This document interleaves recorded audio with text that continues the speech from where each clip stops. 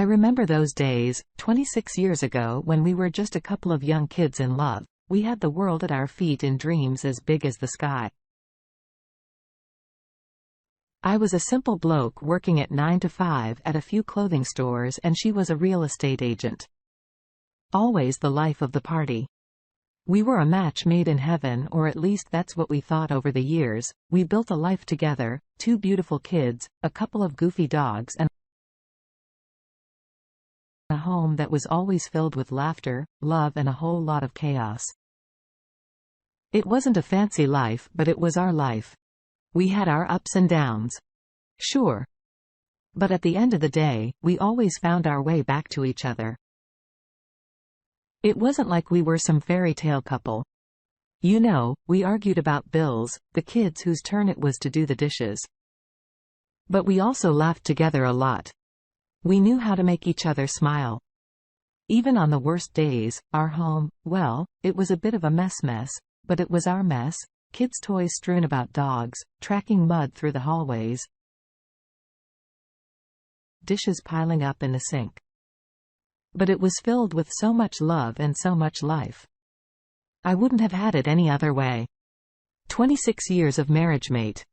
It wasn't always easy, but I thought it was solid. I thought we were solid. But as I soon found out, things aren't always as they seem. You never think it'll happen to you until it does. And when it does, it hits like a bloody freight train. The iPad, it was a Christmas gift from me to her. A couple of years back. At first, she just used it for work, answering emails, scheduling appointments. But over time it became more than just a work tool. It was a portal to the world, a source of entertainment, a place to connect with friends, and so much more. She'd curl up on the couch with it, lost in the world of social media or engrossed in some new online game she had discovered. And in the quiet evenings when the kids were asleep, she'd sit by the fire, iPad in hand, tapping and scrolling away. I didn't think much of it. To be honest, it was just part of our routine. She on her iPad, me watching telly, both of us unwinding after a long day. It was a comfortable silence. A testament to our years together. We didn't need constant chatter. We were content in each other's company. But as the months went by, I started noticing a change. She was on her iPad more than usual, late into the night, early in the morning. It was like she was glued to it. I didn't understand it at the time, but looking back, it was the first sign. The first sign that my wife was drifting away from me, hiding behind the glow of her iPad screen. If only I had realized it sooner. One evening, I was cleaning up the kitchen when I noticed her iPad on the table. She had left it behind when she had gone out for her evening run, a habit she picked up lately. I glanced at it. Curiosity piqued. It was unlocked. The screen lighting up with notifications. I thought about respecting her privacy. I did, but something nagged at me, an unshakable feeling. I decided to take a look, just a quick peek. You know, the first thing that struck me was the number of messages. She had hundreds of unread text, emails, and notifications. I skimmed through some of them. A growing sense of dread knotting my stomach. Casual chats, flirtatious comments, intimate conversations, names.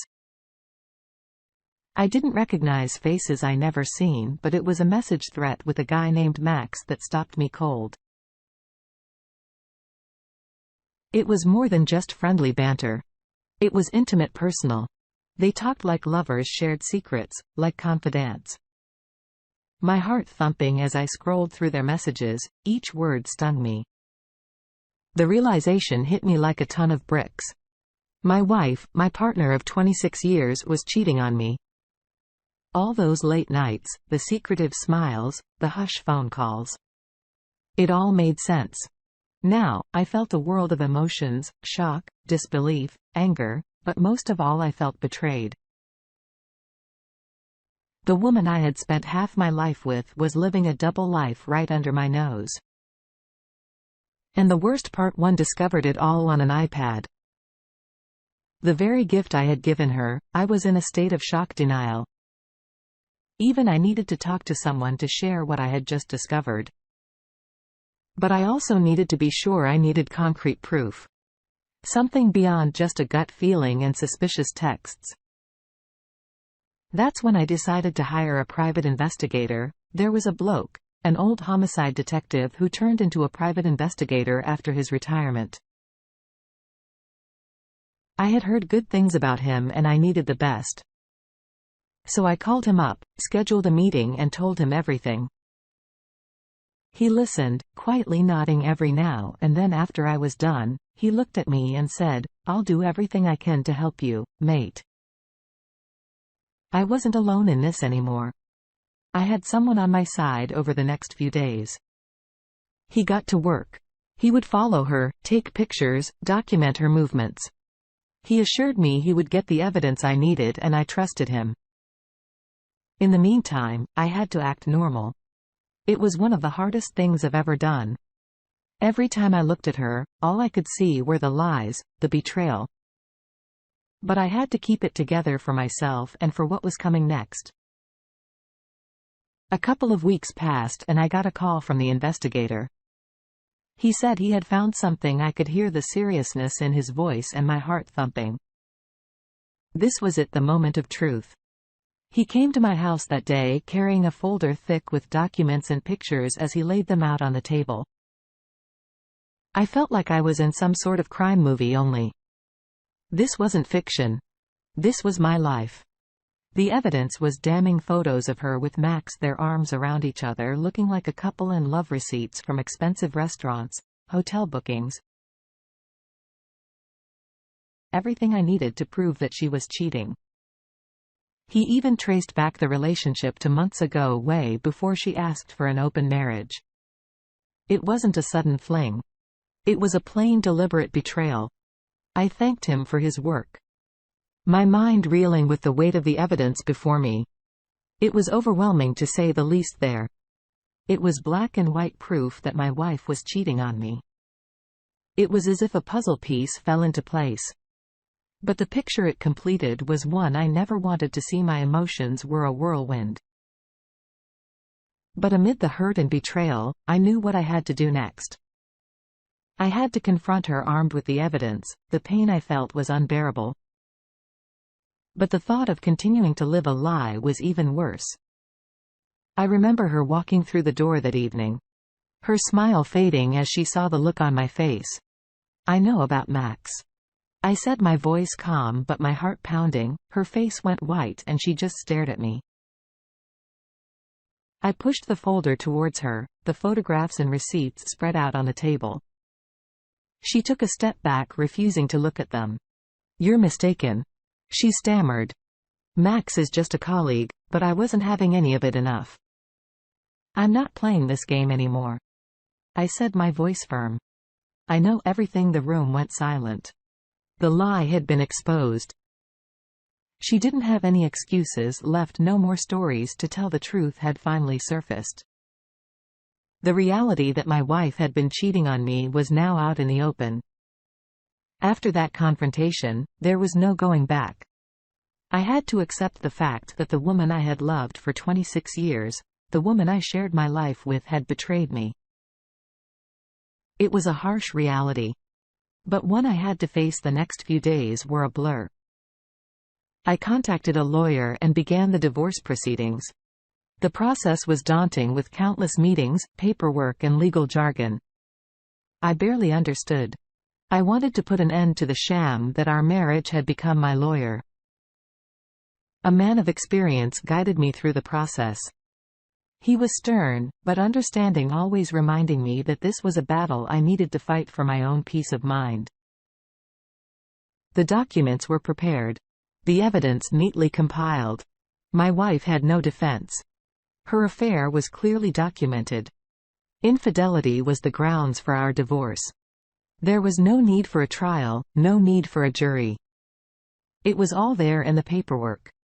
My lawyer filed the papers with the court and we awaited a response. In the meantime, I had to deal with the fallout. Friends and family were shocked, and I found myself retelling the story over and over again.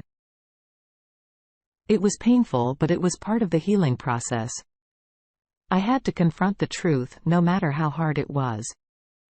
The day of the final divorce hearing was a day I'll never forget. I sat in the courtroom waiting for the proceedings to begin. My soon-to-be ex-wife sat across the room, avoiding eye contact. You could sense the tension in the air, like a silent storm brewing. The judge, an older man with a stern expression, called the court to order. My lawyer presented the case, the iPad with this damning history of messages, the photographs, the testimonies. It was all laid before the court to see. The judge listened, his expression unreadable. My wife's lawyer tried to argue, but the evidence was irrefutable. There were no excuses, no justifications that could be made. The judge ruled in my favor. The divorce was granted, the assets were divided. She received her personal belongings, but nothing more. Alimony was denied. Thanks to the evidence of her infidelity, I couldn't help but feel a sense of burden lifted. The process was over, the marriage was officially ended. The ruling was a symbolic closure to the painful chapter of my life. The betrayal had been harsh, but it taught me a valuable lesson. Learn to always trust your gut. In the months that followed the divorce, I focused on rebuilding my life. I moved into a new home, a fresh start away from the painful memories of my old house. It was quiet, peaceful. Exactly what I needed to heal my work. Managing the 3 clothing stores became a sanctuary, a place where I could focus my energy and thoughts away from the past. The wounds from the betrayal were deep, but gradually they began to heal. Time, as they say, is a great healer. I learned to trust again. But with a newfound wisdom, I was careful, cautious, not willing to let my guard down easily. One day I received news that my ex-wife had been kicked out of her coworker's house. She had not found a new home yet. When we sold the old house, one of her coworkers, who was also a real estate agent, let her move into their house.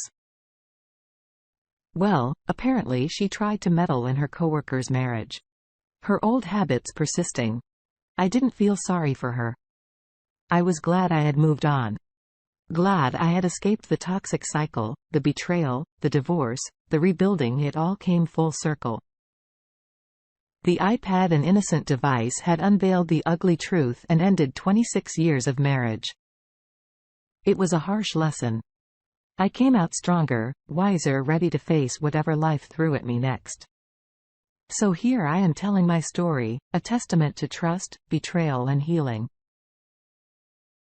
A reminder that sometimes the things we take for granted can turn our lives upside down. I forgot to add, my kids were heartbroken. We have a son and a daughter. My daughter was really traumatized by her mother's actions. As I write this, they have disowned their mother this past Mother's Day. Neither of them